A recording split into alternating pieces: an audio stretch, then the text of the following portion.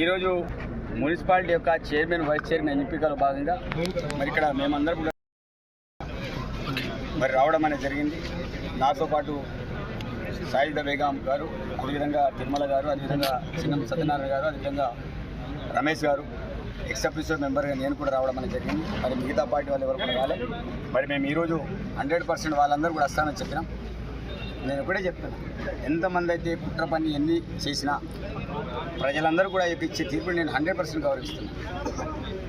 సరే, దీనిలో ఎవరెవరు కలిసి పోటీ చేశారు, ఏ రకంగా జరిగింది, ఈరోజు జగమన్నకు తెలుసు, ఆ దేవుడు కూడా తెలుసు, శ్రీరాముడు తెలుసు, హనుమంతుడు తెలుసు, అల్లాహకు తెలుసు, యేసుక్రీస్తు కూడా తెలుసు ఏం చేశారని.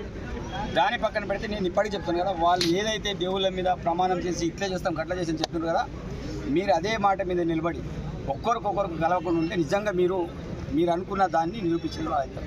మళ్ళీ దొంగలాగా కలిసిపోయి మళ్ళీ మేమంతా ఒకటై మళ్ళీ అక్కడ చైర్మన్ పీఠాన్ని మేము అధిరోహిస్తామంటే మీరు మా ముంగట మీరు ఓడిపోయినట్టు లెక్క.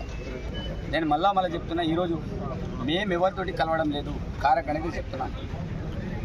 కానీ ఎవరైనా మాతోటి కాదు మేము ఇది చేస్తామనుకున్నప్పుడు దాన్ని సాగతిస్తాం. మేము ఎక్కడ కూడా చైర్మన్ వదిలే పరిస్థితులు లేము, తీసుకోము. వారు కూడా ఇదే స్టాండ్ మీద ఉండాలి, మేము ఎవరిని కలవం అని చెప్పాలి. అది చెప్పగలుగుతారా? చెప్పలేదు. ఈరోజు ఇద్దరు కూడా భయపడి ఇక్కడికి రాలేదు. చూద్దాం రేపటి రోజు ఏం సంగతి. రేపటి కూడా నిజంగా మీరు అనుకున్నట్టు బీజేపీ వాళ్ళు ఎక్స్-అఫీషియల్ తీసుకొస్తారా, ఎవరు తీసుకురండి.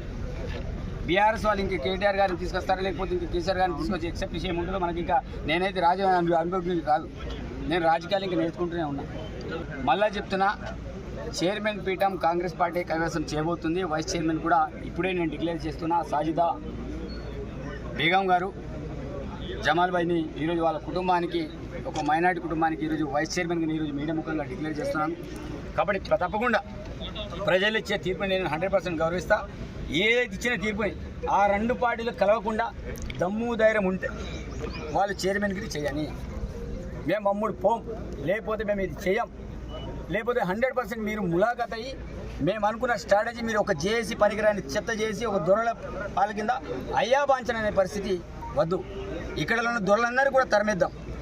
ఆ రోజు నక్సలైట్ మూవ్మెంట్లో వాళ్ళందరూ కూడా పారిపోయారు. ఈరోజు బ్యాలెట్ ఓటర్లని చూడండి, పోస్టల్ బ్యాలెట్ చూసుకోండి, ఎటువైపేశారు.